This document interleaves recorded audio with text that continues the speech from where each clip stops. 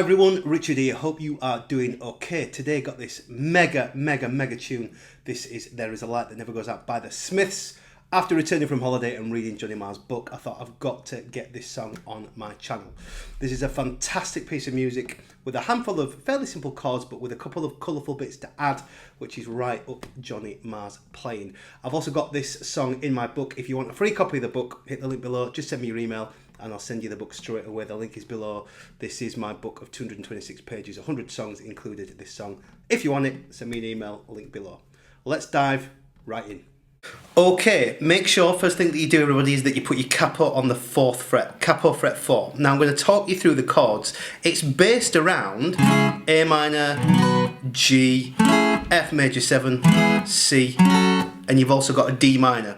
But there's a bit of a twist with a little bit of colouring going on. Now, the first thing I want you to do, the intro,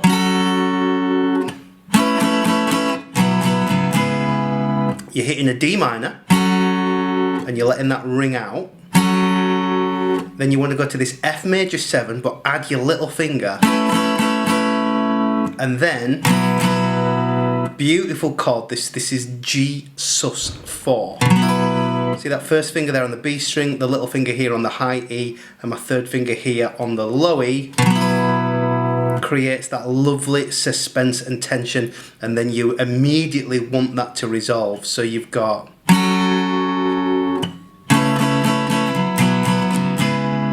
now then you leave your first finger and your little finger there, but then get rid of that, and then this is an A minor 7, but we've got this high E string here on the 3rd fret.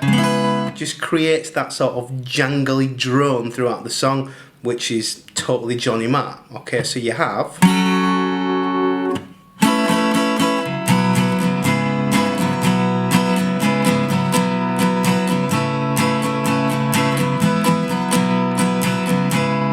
so look at my first finger and my little finger, okay? A minor 7, G sus 4, A minor 7, G sus 4, F major 7, C, G sus 4. Okay, again, this is in my book. Get a free copy, click the link below. I'll send it straight to your email address. All you have to do is email me below and I'll send it straight to you.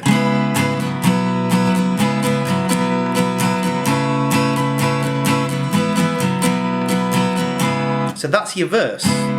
Take me out tonight. Goes again. Music and there's people who are young and alive. Again, driving in your car. I never want to go. Once more.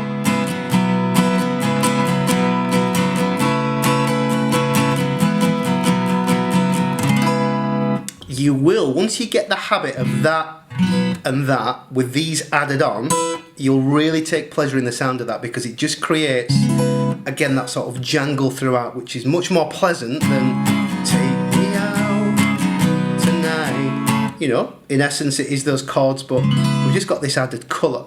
Now that's your verse until we're then going to hit the chorus. But did you note that is a nod to the intro, which then links you through to the chorus. Then, and if a double-decker bus, always makes me laugh when I start a chorus with the term double-decker bus. You never really hear that in anything else apart from a Morrissey lyric. Now we have C chord, again this little finger in place. Double-decker bus crashes into us, and then to this F major 7. So you'd have double-decker bus crashes into us. Now, G to C. And that is the To Die By Your Side. To die by your side. And it has that pushed rhythm going into that C. If you check my upstrike,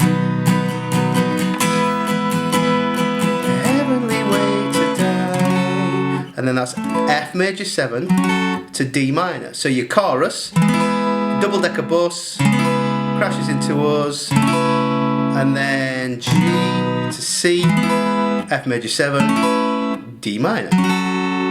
So if we go through that book, go back to the interlude into the chorus, which is the same as the intro. And if a double-decker bus crashes into us, to die by your side, it's such a heavenly way to die.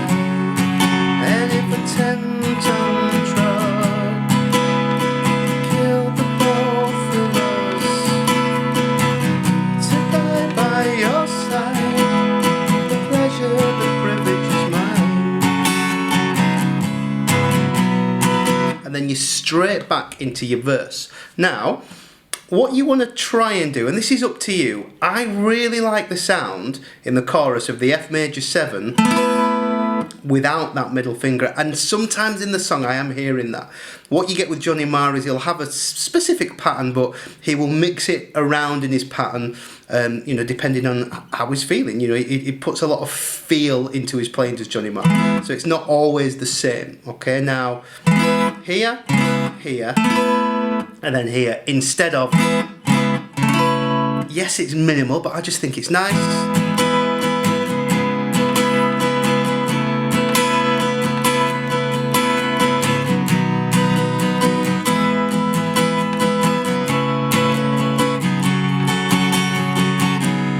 Does that twice through, and then you're back to your verse. So far we've done intro, we've done verse, we've done chorus. It then goes back and it does verse again, and then it does chorus again. There's just those couple of parts to it, okay? So what I would say is I would really try and get it down with these added colours, because it's sort of uniform to the song then, and it's giving it much more colour and character if you can get that down. Of course, if that's feeling a little bit too much for you, what I would do is just try and work on the shapes and the technique first of all before you add the rhythm. Now if we talk about the rhythm hand for a bit, if I mute my strings, it has that sort of feel throughout the song. 1, 2, 1, 2, 1, 2, 3, 4, and 1, 1, 2, 1, 2, 1, 2, 3, 4, and 1. So you then have to sort of put that dynamic of character again with your rhythm hand, so it's not constantly flat or the same. You don't want to be going.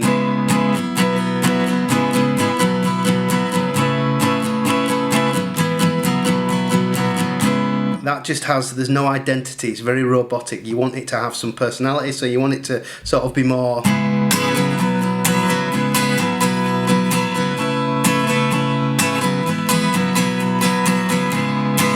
It's much more inviting, and your ears should be able to hear the difference there when you are, you know, just not saying, what's that word, monosyllabic. I know I sound a bit posh there, don't I? But yeah, it's just one dimensional. You don't want to be that.